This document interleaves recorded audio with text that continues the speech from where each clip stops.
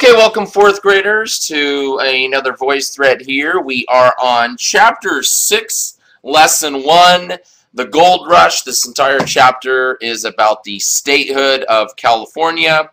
Chapter 5 was about California being controlled now by the United States of America and how it won its independence from Mexico, and how Mexico started to have weaker control over California, the collapse of the mission system, and that sort of thing. But we are on page 226 and 227, and we're going to be talking about the gold rush today.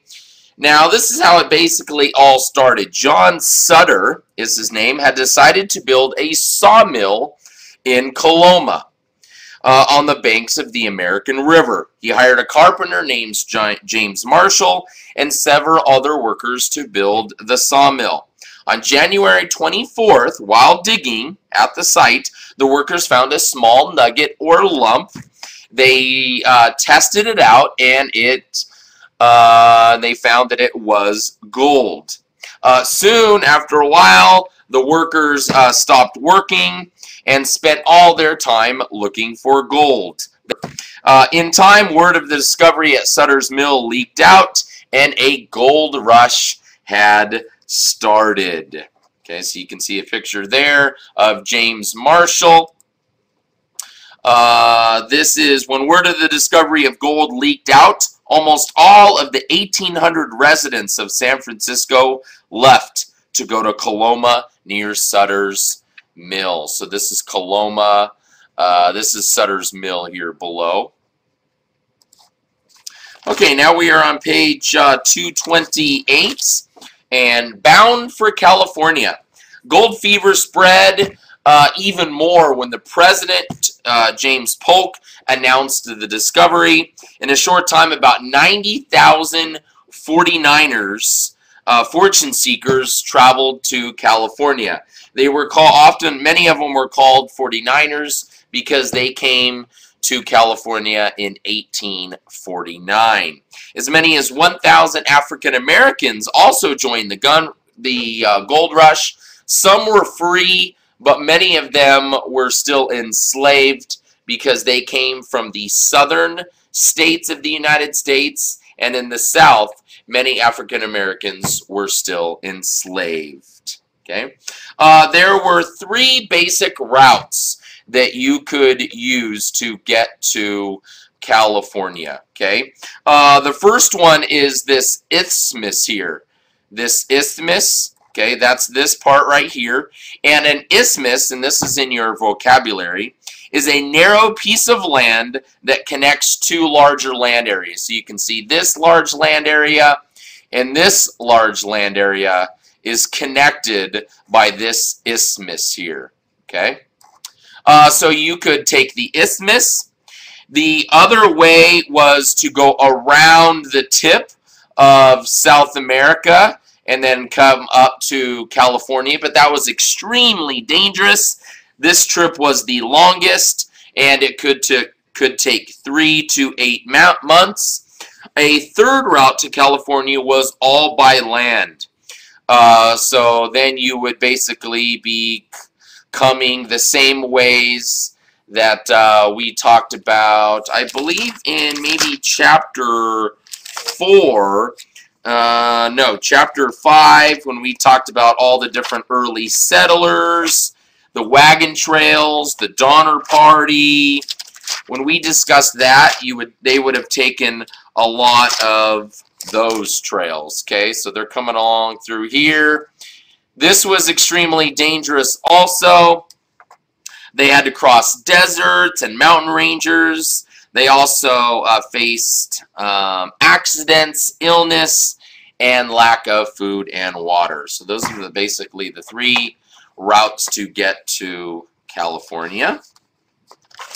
Let's go ahead and look at page 230 here. How did this whole business of looking for gold go? Well, first, what the fortune seekers would have to do is called staking a claim. And basically, staking a claim was basically saying, this area is mine. I am going to look for gold in this area, and it is mine. Sometimes miners claimed land that was already owned by someone else. Some miners even ignored the claims of others. They used many tools to find gold. They used shovels and picks. Miners dug for gold in shallow creeks and ditches. With metal pans, miners searched for gold in rivers and streams. Basically, the way they used it with a pan is that they would take the pan and scoop it into the river, and in that pan then would be dirt and water and then hopefully some gold. Then they would shake the pan back and forth like this, and water and some of the lighter dirt would hopefully jump out by the shaking. And what would be left at the bottom would be the heavier gold. Another thing that they used was called a cradle, and you can see a picture of it here. They basically would scoop dirt into this top cradle.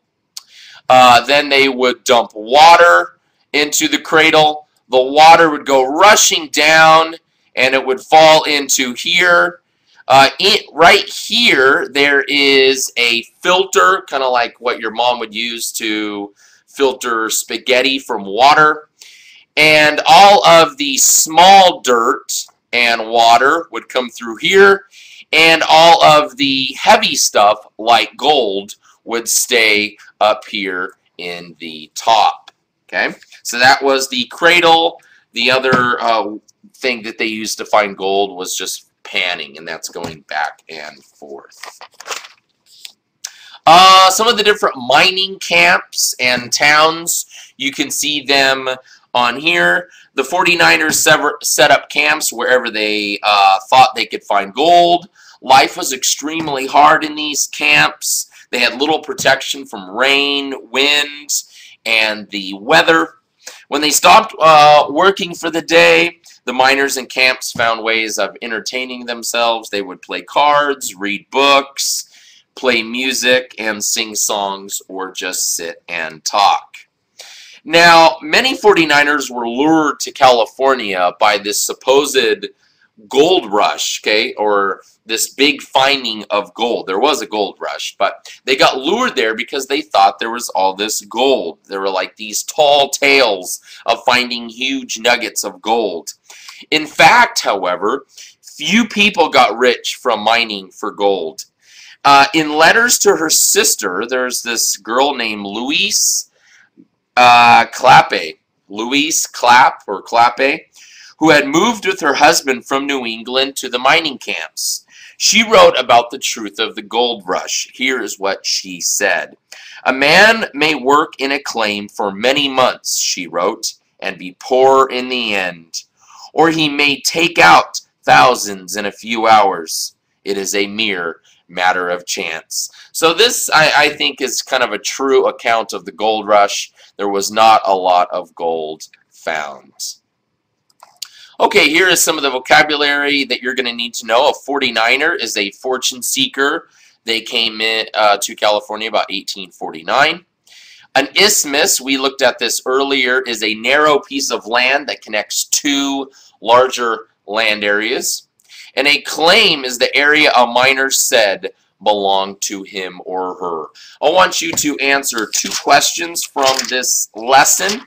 The first one is, let's go with the question on page 229. The question is, what is one thing that is true for all three routes from the United States to California? And the last question, question number 2, is on page 231. What were some methods for searching for gold? Answer those two questions. Feel free to leave any other comments or questions for myself or your other classmates to discuss. I hope you've enjoyed this voice thread, and I'll look forward to seeing you in class.